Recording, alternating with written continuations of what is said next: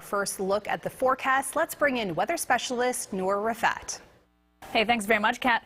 Well, great to see the good conditions held up for that Toronto Santa Claus parade. Would have liked to see more sunshine, though. I think it was mostly around the Kingston area that got a bit more lucky than others with some of those partly cloudy skies.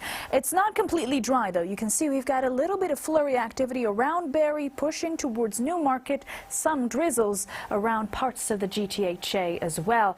Temperatures, though, for many are either mild or around the seasonal range, if not a bit above. 5 in Toronto just now, 7s in St. Catharines and Buffalo, and very quickly, though, we'll start to see temperatures get a tad bit uncomfortable as we head into the overnight, especially around Peterborough. Take a look at this, from +4 degrees to -6 quite quickly, and we're seeing those frigid temperatures dip also towards Kingston and Ottawa, still near but not at the freezing mark in Toronto and Fort Erie. Now, what we are expecting when it comes to the precipitation is not much in the overnight and early tomorrow morning hours. We're still going to see some sunny breaks potentially early in the morning, especially as you head east, and then this guy rolls in by the afternoon. It'll be mostly rain around Lake Ontario, Lake Erie, but north of that we're going to see some mixed precipitation, a potential of freezing rain around Cottage Country, and to the north, well, some snow that will linger into your Tuesday. So we'll talk more about how things will shape up and how much we're expecting when it comes to precipitation in the full forecast. Your day at a glance in Toronto: those cloudy skies start to roll in by the afternoon, rain for the rest of the day, and temperatures climbing as the day progresses. Your high 7 degrees at 11 p.m. Kat? Thanks, Noor. A $300 billion climate deal.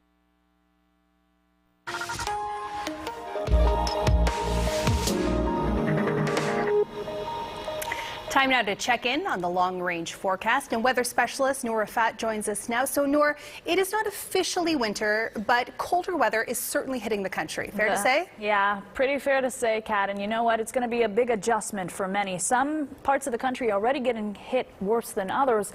But for many, I think it's going to be time to bust out the warm winter coat, the gloves, maybe turn on the furnace.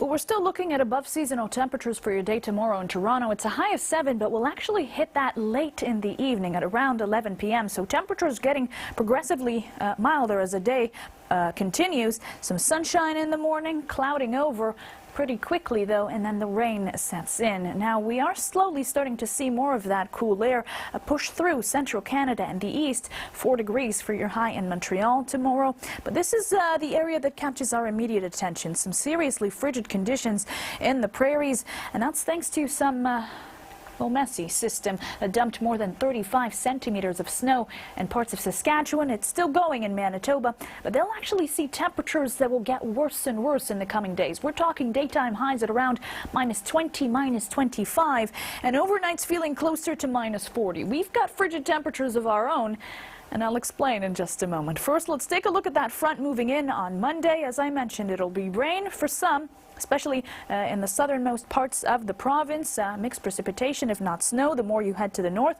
The heaviest bands of this system will be already on their way out by Tuesday morning. But as the system swirls, it's going to leave, well, some more of these bands. And you can see as the Arctic air moves in later Tuesday and into Wednesday, we're going to start to see that lake effect snow push in around Cottage Country, pushing as well towards areas like Sudbury, and that is before we see another system move in Thursday that could be also messy and could also bring some more precipitation in the forms of snow. It's still too early to tell where this system will track, and some models show that Colorado low could be headed mostly towards the Quebec region and potentially into eastern Ontario, but southern Ontario isn't out of the woods just yet. So we'll keep you posted as we get closer to Thursday. This is what I want to draw your attention to. Frigid temperatures on the way as early as this weekend, and as we head into the first few days of December, we're going to still see some of those daytime highs into the sub-zero range. So I think make sure to enjoy some of these milder temperatures for as long as they'll last. Not a whole lot of sunshine in Toronto over the coming days, but hopefully you'll make use of it when it shows up. A controversial decision this at the forecast. Let's bring in weather specialist Noor Rafat. Hey, thanks very much, Catherine.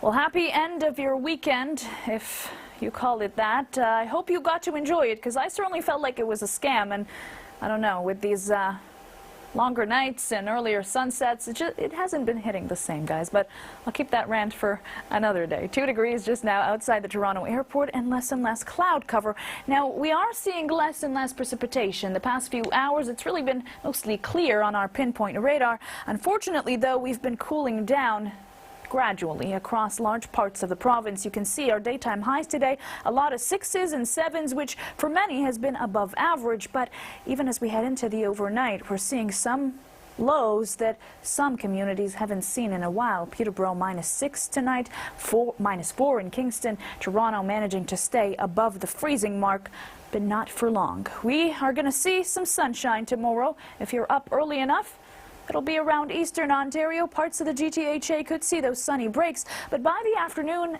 this sky rolls in, and it'll be messy. It'll be rain for much of southwestern, southern, and parts of eastern Ontario, but the more you head to the north, we're looking at a potential for freezing rain and snow.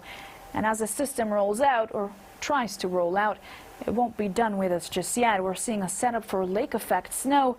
Let's keep that for the full forecast. How about that? A high of 7 degrees in Toronto tomorrow. We're hitting that at 11 p.m. Talk about a weird week, and it'll get weirder as we head into later next week. I keep foreshadowing for the full forecast. You should stick around. Rain to kick off your evening in Toronto, and some windy conditions as we head into the late evening hours. Kat? Thanks, Noor. A $300 billion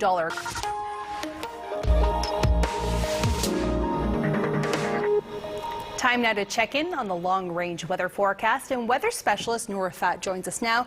And Noor, it is not exactly winter just yet, but it certainly is starting to feel colder. Yes, that's exactly the case, Catherine. And you know what? We're starting to see more and more of that Arctic air roll through large sections of the provinces across Canada. Some people already have their furnace cranked up. Others, you'll probably want to turn it up in the next few days. We're still expecting temperatures a tad bit above average in Toronto tomorrow. You're high at 7 degrees, but we're hitting that at around 11 p.m. to expect that rain to kick in late in the afternoon, if not the early evening, and take us through till around midnight, if not past that mark. And enjoy the sunshine while you can in the morning, because it won't last very long. You can see we are getting cooler and cooler by the day, though, and come tomorrow we're going to see daytime highs at 3 in Ottawa, Montreal at 4. Still not looking at the sub-zero digits here in central and eastern Canada, or parts of central and eastern Canada, but it will eventually get there. And even in Atlantic Canada, we're going to see those daytime highs dip below the freezing mark. We're already seeing that happen in the prairies, and this trough extending even into North and South Dakota. But believe it or not, it's actually going to get worse over there. They're going to see daytime highs at -20, -25, and overnight lows nearing or feeling like -40. So it's not going to be a fun time. If you've got friends in the prairies, make sure you check on them in the coming days. Enjoy that sunshine if you're up early enough, because it won't last very long. By the afternoon, we're going to see the first bit of this system roll in, and it'll really get southern and eastern Ontario involved later on in the evening. We're looking at rain, as I mentioned, to the south, snow up to the north. As it tracks east, we're looking at that setup for lake effect snow taking place on Tuesday, and we're going to see some of that cooler air move in. You can see that rain still around much of Lake Ontario, and the snow-like streams that you can see right here, that's that lake effect snow impacting Muskoka up to North Bay and Bancroft, and we could potentially see some of that into New York State as well. Now, meteorologists are still looking at the exact track of this Colorado low. It does look like it could spare the GTHA from that snow. Still too early to tell, and these are just initial estimates, but we could see up to 20 centimeters of snow around the Timmins area, nearing 30 to the north of that. The Kawartha Lakes region maybe at 5 or 10 centimeters by the middle of the week. So we'll keep you posted. We'll have updated totals as we head into tomorrow. But yes, the main takeaway, enjoy those temperatures, because they won't last very long. Heading into your weekend, we're going to see that cold air push in. 2 degrees on Friday, -1. And again, -1 for Saturday and for Sunday. And this is a trend that could extend a number of days after that. Bundle up, stay safe, and stay warm.